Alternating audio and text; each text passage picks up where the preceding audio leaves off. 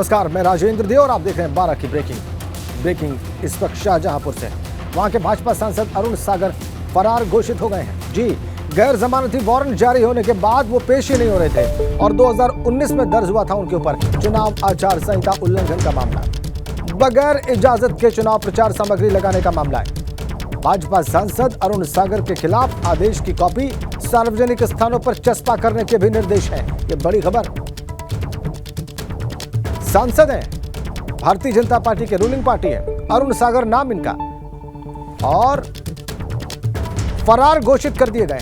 गैर जमानती वारंट इनके खिलाफ जारी हुआ, उसके बाद ये पेश ही नहीं हो रहे थे कोर्ट में। मामला है 2019 में आचार संहिता उल्लंघन का, बगैर इजाजत के चुनाव प्रचार सामग्री लगाने का मामला है। भारतीय जनता पार्टी के सांसद हैं और इनके खिलाफ जो आदेश जारी हुआ है उसकी कॉपी को सार्वजनिक स्थानों पर चस्पा करने के निर्देश हैं।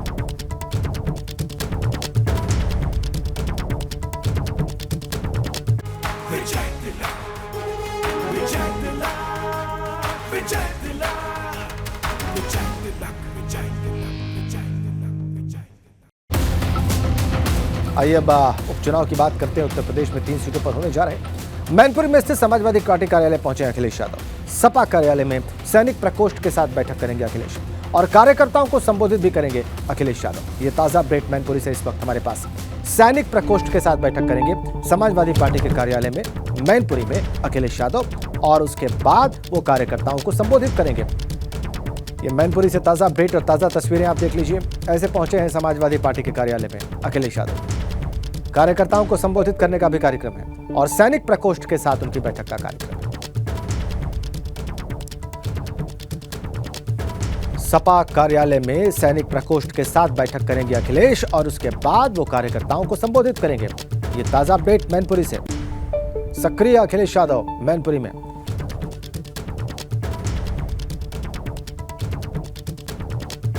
सीधा आपको ताजा तस्वीरें दिखाते हैं और ताजा अपडेट प्राप्त करते हैं नितिन उपाध्याय से। वहीं मौजूद हैं समाजवादी पार्टी के कार्यालय मैनपुरी में नितिन उपाध्याय, आप देख सकते हैं उनको। नितिन, इस वक्त वहां पर क्या हो रहा है और सबसे ताजा अपडेट क्या है वहां से आपके पास? देखिए राजेंद्र, थोड़ी ही देर पहले सपा सुप्रीमो अखिलेश यादव समाजवादी पार्टी के कार्यालय पहुंचे हैं। इस कार्यालय में मैं मौजूद हूं। यहाँ वो सैनिक प्रकोष्ठ की मीटिंग ले रहे हैं। दरअसल समाजवादी पार्टी से बड़ी संख्या में जो सैनिक हैं, भूतपूर्व सैनिक हैं, वो लोग जुड़े हुए हैं। तो समाजवादी पार्टी की कोशिश है कि ऐसे सैनिक प्रकोष्ठ के जरिए हर गाँव में 10-20 ऐसे कहा जाए आर्मी पर्सन या फौजी होते हैं, तो उनका कहीं ना कहीं एक सोशल बेस होता है, वो ओपिनियन मेकिंग का काम करते हैं। तो कहीं ना कहीं इसका राजनीतिक फ़ायदा लिया जाए और यही वजह है सैनिक प्रकोष्ठ की मीटिंग बुलाई गई है। अखिलेश यादव इस मीटिंग को अटेंड कर रहे हैं। जो हॉल आप देख रहे हैं और जो गेट पर आपको सुरक्षाकर्मी नज़र आ रहे हैं, ये उसी हॉल के अंदर इस समय अखिलेश यादव सैनिक प्रकोष्ठ की मीटिंग ले रहे हैं और इसके ज़रिए कहीं ना कहीं पूरी तरह से जो कहा जाए कोई कोर कसर नहीं छोड़ना चाहते हैं। किसी भी तरह से हर सामाजिक वर्ग को वो अपने साथ जोड़ने की लेकिन सैनिक प्रकोष्ठ में कितने नेता हैं नितिन? और नितिन, एक जरूरी जानकारी दें हमारे दर्शकों को, क्योंकि सैनिक प्रकोष्ठ के लोगों के साथ जो मीटिंग है उसका मकसद आपने दर्शकों को बता दिया। उसका मकसद क्या है ये हमने समझ लिया, लेकिन नितिन, कितने लोग सैनिक प्रकोष्ठ से जुड़े हुए हैं समाजवादी पार्टी के, जिनके साथ पहले मीटिंग करेंगे अखिलेश यादव? उनकी संख्या कितनी है और उसके बाद कार्यकर्ताओं को कहां संबोधित करेंगे?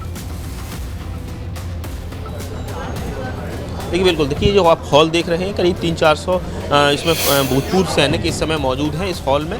यहीं अखिलेश यादव उन तमाम कार्यकर्ताओं के साथ जो समाजवादी पार्टी से जुड़े हुए एक्स आर्मी पर्सन हैं उनकी मीटिंग ले रहे हैं। देखिए आप राजू यादव जो पूर्व विधायक हैं वो भी यहाँ पहुँचे हुए हैं इस मीटिंग में। कुल मिला के इसी समय इस मीटिंग में इस कहा जाए समाजवादी पार्टी कार्यालय में धर्मेंद्र यादव हैं, वो भी इस समय मौजूद है। तो कुल मिला के पूरा फोकस समाजवादी पार्टी का ये है कि ऐसे कहा जाए क्लस्टर ग्रुप, ऐसे वोट बैंक जो समाजवादी पार्टी का लंबे समय से चला आ रहा है, उनको किस तरह से मैसेज दिया जाए, 5 तारीख से कैसे जुटा जाए। और ये अमूमन देखा जाता है कि कोई भी आर्मी पर्सन गांव में होता है, रिटायर्ड होने के बाद आता है तो खेती करने लगता है, तमाम चीज़ें रहती हैं, तो वो तमाम गांव के चौक चौराहों पर बैठता है, उसका चर्चाओं में कहीं ना कहीं वो लोगों को एक मैसेज देने की कोशिश करता है। और समाजवादी पार्टी इस बात को भली बात समझती है। यही वजह है कि सैनिक प्रकोष्ठ की ये मीटिंग रखी गई है और इसके बाद आज करीब 9 से 10 कार्यक्रम और हैं अखिलेश यादव के। और ये देखा जा रहा है कि जिस तरीके से ये पूरा इलेक्शन एसपी वर्सेस बीजेपी हो गया है। 1-to-1 connection, 1-to-1 connect Akhilesh Yadav लोगों से स्थापित करना चाह रहे हैं। इसी क्रम में आज मैनपुरी के तमाम ऐसे प्रभावशाली लोग हैं, उनसे भी मिलेंगे इस मीटिंग के बाद। आप बता रहे 300 से 400 वहाँ पर सैनिक प्रकोष्ठ के लोग हैं जिनसे अभी इस वक्त चर्चा कर रहे हैं अखिलेश यादव, और इसके बाद भी 9 कार्यक्रम है उनके। बहुत बहुत धन्यवाद आपका नितिन इन तस्वीरों के लिए और इन तमाम जानकारी। आगे बढ़ते हैं। मैनपुरी लोकसभा उपचुनाव के मद्देनजर पूरे प्रदेश के कार्यकर्ता मैनपुरी में डेरा डाले हुए हैं।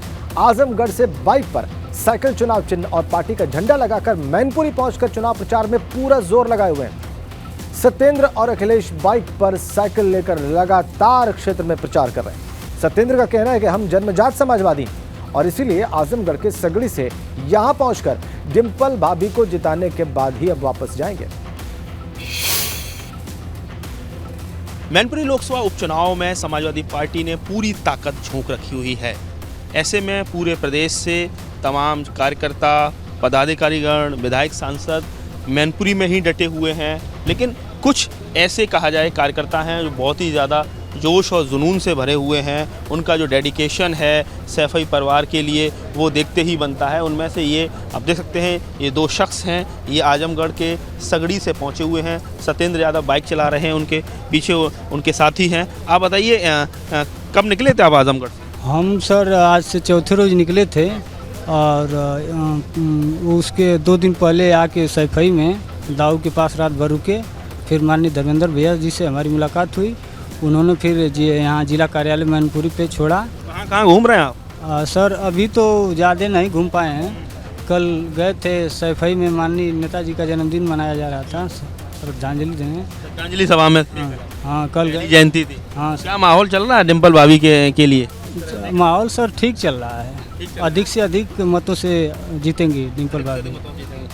एक और उनके साथी हैं, आप भी साथ में ही आए हैं? जी सर, जी हम लोग साथ में आए। नाम है आपका? मेरा नाम अखिलेश यादव है। जी। अच्छा, आपने भी नाम अपना ही अखिलेश रखा हुआ है? नहीं, रखा नहीं हुआ है, हमारा शुरू से नाम अखिलेश यादव ही है जी। आपके फादर ने रखा हुआ नेताजी के बेटे का नाम? ऐसा नहीं है, जब जन्म हुआ था तो नेताजी मतलब तो थे, लेकिन भैया का नाम उतना नहीं चल रहा था, तो हमारा नाम पहले से ही अखिलेश यादव था।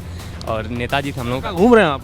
हम लोग देखिए अभी तो कल हम लोग का परमिशन हुआ, हम लोग वहाँ से आए आजमगढ़ से। वहाँ आने के बाद यहाँ ताऊ के पास हम लोग रुकने के बाद हम लोग फिर यहाँ आए, तो कल परमिशन शाम को हम लोगों को मिला।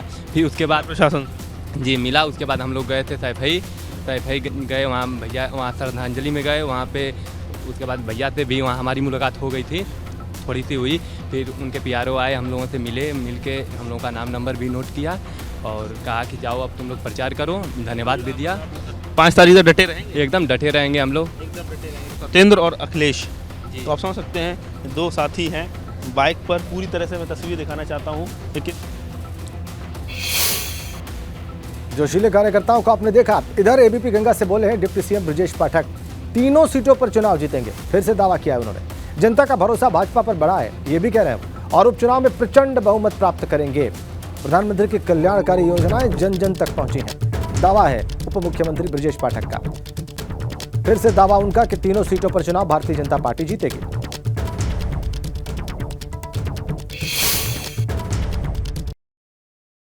वैसे तो प्रदेश में 3 सीटों पर उपचुनाव हो रहे हैं, जिसमें 1 लोकसभा की सीट है, 2 विधानसभा की है। लेकिन अगर समाजवादी पार्टी की बात करें तो सबसे ज़्यादा फोकस जो है वो मैनपुरी और रामपुर की सीट पर ही नजर आ रहा है। खतौली को लेकर सपा की उतनी सक्रियता नहीं दिख रही है।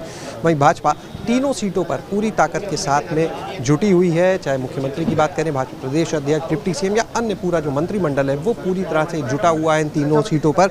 हमारे साथ में डिप्टी CM ब्रजेश पाठक जी हैं। सर, उपचुनाव 3 सीटों पर, लेकिन सपा का फोकस मैनपुरी और रामपुर पर ज़्यादा दिख रहा है। खतौली पर 3 सीटों पर चुनाव जीतेंगे और कहीं कोई दिक्कत नहीं है। भारतीय जनता पार्टी के कार्यकर्ता बड़ी तेजी के साथ आदरणीय प्रधानमंत्री जी की जन कल्याणकारी कार्यक्रमों को लेकर के, लॉ एंड ऑर्डर यूपी को लेकर के, मुख्यमंत्री जी की योजनाओं को लेकर चुनाव मैदान में है और जनता का भरोसा बीजेपी पर बढ़ा है। कमल ही खिलेगा और कमल ही जीतेगा। सपा का फोकस मैनपुरी रामपुर पर ही ज्यादा क्यों? खतौली पर ये उनका विषय है। मेरा विषय ये है कि हम चुनाव जीतेंगे, 3 उपचुनाव। 2 गढ़ खोने के बाद वो इन सीटों को नहीं खोना चाहते। उपचुनाव में जीतेंगे और प्रचंड बहुमत से जीतेंगे। एक सवाल इससे हटकर स्वास्थ्य विभाग को लेकर सर लगातार आप लोग की तरफ से बेड बढ़ाने और तमाम चीजों की कवायद हो रही है, तो अगर बात करें हम इस समय अस्पतालों की, सरकारी में डॉक्टर्स की कमी भी एक विषय है। एक जगह बताइए कहाँ सर, जो सरकारी अस्पताल है, करीब आप चिन्हित करके बताइए कि कहाँ कम है हम उसको भर्ती कर रहे हैं, हम नए पद सृजित कर रहे हैं, कहीं कोई दिक्कत नहीं। आप मुझे जगह बताइए यहाँ कम है, मैं करूँगा। तो जो नए पद सृजित हैं, जो नई भर्तियां होनी है, क्या उम्मीद करी जाए? और हम कब लोक तक? सेवा आयोग से अध्याचन मांगे, 2500 चिकित्सकों का अभी भेजा है, जैसे आ जाएंगे उनके नियुक्ति पत्र जारी करेंगे। अभी हम 10,000 ANM के पद सृजित किए हैं, उनको भर्ती करेंगे। हम हर स्थिति से निपटने के लिए पूरी तरह से हमारी योजनाएं, हम तैयार हैं। तो हमारे साथ डिप्टी सीएम ब्रजेश पाठक जी ने साफ तौर पर कहा कि किस तरह से अगर बात की जाए उपचुनाव को लेकर तो वो कमल खिलाने के लिए पूरी मेहनत कर रही है। जहां तक बात की जाए स्वास्थ्य सेवाओं को लेकर तो उनका साफ तौर पर कहना है कि नए पदों को सृजित करने के साथ ही वहां पर भर्ती के लिए भी पूरी तरह से सरकार तैयारी में जुटी हुई है। कैमरा सहयोगी प्रमोद के साथ शैलेश अरोरा, ABP गंगा, लखनऊ। और मैनपुरी में उपचुनाव का घमासान पूरे शबाब पर है। एक दूसरे के ऊपर बयानों के तीर छोड़े जा रहे हैं और इसी बीच भाजपा प्रत्याशी रघुराज सिंह शाक्य ने सपा पर हमला किया है। कहा है कि रघुराज से सफाई परिवार इतना डर गया कि परिवार इकट्ठा ही हो गया। चाचा को भतीजे ने आज तक सम्मान नहीं दिया और उस भतीजे ने भी अब अपने चाचा शिवपाल को सम्मान देने का काम कर दिया है। और चाचा भतीजे के मिलन का कारण भी रघुराज ही रहा है। खौफ इतना है कि पूरा परिवार गलियों में वोट मांगने को मजबूर है। रघुराज शाह के बीजेपी के उम्मीदवार ये बातें कह रहे हैं।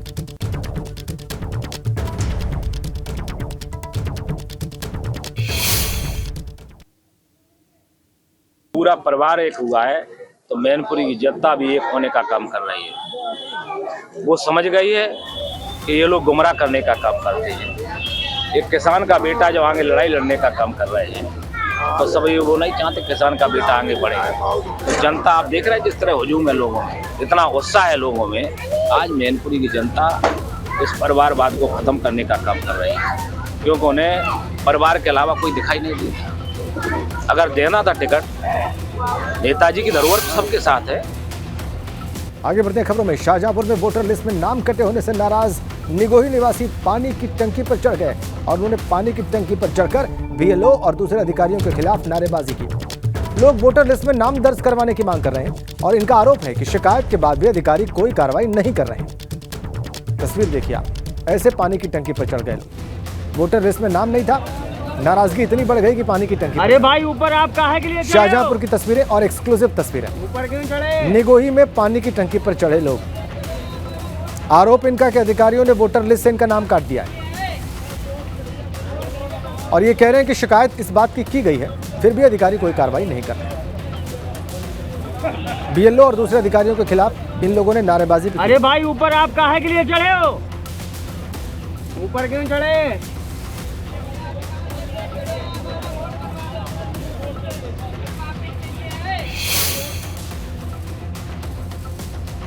वोट हमने बनने के लिए दिए थे, उसमें से जो पुराने थे, नए तो नहीं बने, और जो पुराने थे वो भी काट दिए गए।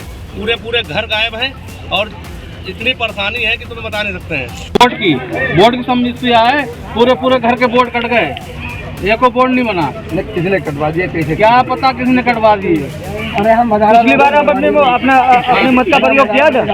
पिछली बार आपने अपने मताधिकार का प्रयोग किया था क्या? जी किया था। इस बार कट गया। हाँ, देखा आपने किस तरीके से ये लोग अपनी नाराजगी जाहिर कर रहे हैं और उसके बाद ये पानी की टंकी पर चढ़ गए। ये कह रहे हैं कि इन्होंने शिकायत की है, BLO को बताया है कि इनके नाम कट गए, उसके बाद भी कोई कार्रवाई नहीं। अरे भाई ऊपर आप काहे के लिए चढ़े हो?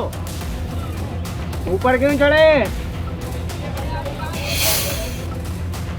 इधर ABP गंगा पर डिप्टी सीएम केशव प्रसाद मौर्य ने बयान दिया है। कह रहे हैं मैनपुरी सीट बहुत ही आसान है, तीनों सीटों में सबसे आसान सीट है मैनपुरी। अब तक सिर्फ नेताजी के सम्मान में उसको छोड़ते रहे। केशव प्रसाद मौर्य का बयान। सबसे आसान सीट बता रहे हैं तीनों सीटों में मैनपुरी की सीट को केशव प्रसाद मौर्य। साथ में ये भी जोड़ते हैं कि इसलिए उसको छोड़ते रहे क्योंकि सम्मान था नेताजी का।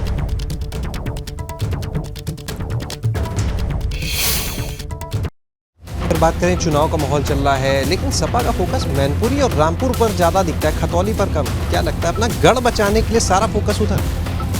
देखिए, जब आजमगढ़ नहीं बचा और मोहम्मद आजम खां का गढ़ नहीं बचा, दोनों लोकसभा के उपचुनाव में भाजपा का कमल खिल चुका है, तो मैनपुरी में भी कमल खिलेगा। वो जोर लगावें, पूरा उनको जोर लगाने का अधिकार है, लेकिन जनता ने फैसला जो कर लिया है, जो फैसला आजमगढ़ में हुआ था, जो फैसला रामपुर की लोकसभा में हुआ था, जो गोला के उपचुनाव में हुआ है, वही फैसला मैनपुरी लोकसभा, रामपुर की विधानसभा और खतौली की विधानसभा में जनता करके बैठी है। जो अंडर करेंट है वो समाजवादी पार्टी के खिलाफ है और विकास के लिए, गरीब के लिए, किसान के लिए, मजदूर के लिए, गुंडागर्दी, दंगागर्दी से मुक्ति के लिए, अवैध कब्जों से मुक्ति के लिए लोगों को लगता है भाजपा रहेगी तो कोई गुंडागर्दी नहीं होगी और सपा रहेगी तो गुंडागर्दी होना सुनिश्चित है।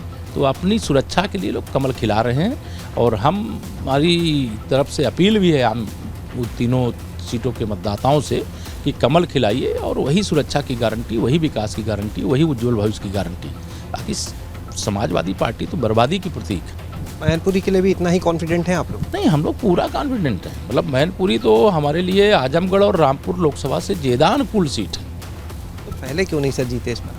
नहीं, आदरणीय मुलायम सिंह यादव जी के प्रति हमारा राष्ट्रीय नेतृत्व सम्मान का भाव रखता था। उनके खिलाफ प्रचार करने बताइए 2014 में प्रधानमंत्री जी या हमारे राष्ट्रीय अध्यक्ष जी नहीं गए, 19 के चुनाव में नहीं गए, 95,000 वोटों से 95,000 वोटों से जीते थे। माननीय प्रधानमंत्री जी की एक सभा फिरोजाबाद, बदायूं और कन्नौज में समाजवादी पार्टी के किले को ढहा देती है, तो मुलायम जी के प्रति सम्मान था, हमारा भी सम्मान है। लेकिन जो सम्मान है उस सम्मान का सम्मान किया गया तब जब नेताजी थे। अब ये सब जो उनके परिवार के लोग बन करके सोचते हैं कि नेताजी के नाम पर, नेताजी के कारण से उनको वोट मिलेगा, मुझे लगता है कि नेताजी का आशीर्वाद तो भाजपा के साथ है। कैमरा सहयोगी प्रमोद के साथ शैलेश अरोरा, एबीपी कंगाल, लखनऊ। अगली खबर लखनऊ से। केंद्रीय राज्य मंत्री कौशल किशोर के भतीजे ने आत्महत्या कर ली है। संदिग्ध परिस्थितियों में फांसी लगाकर खुदकुशी करने की खबर है। प्रॉपर्टी डीलिंग का काम करता था मृतक और दुबग्गा पुलिस इस मामले की जांच में जुटी है। सनसनीखेज खबर लखनऊ से। केंद्रीय मंत्री कौशल किशोर के भतीजे सांसद भी हैं लखनऊ के मोहनलालगंज से। उनके भतीजे ने संदिग्ध परिस्थितियों में आत्महत्या की है, फांसी लगाकर खुदकुशी की है। प्रॉपर्टी डीलिंग का काम करता था मृतक और इस सारे मामले की जांच में जुटी है दुबग्गा पुलिस।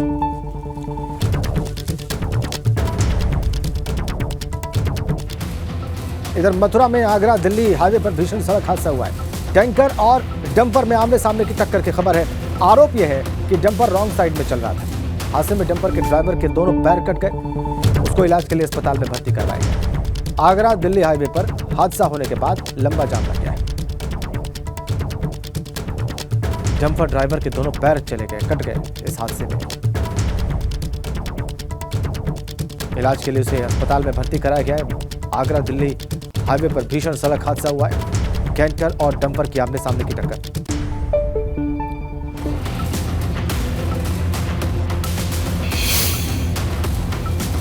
इसी अपडेट के साथ 12 की ब्रेकिंग में फिलहाल इतना ही।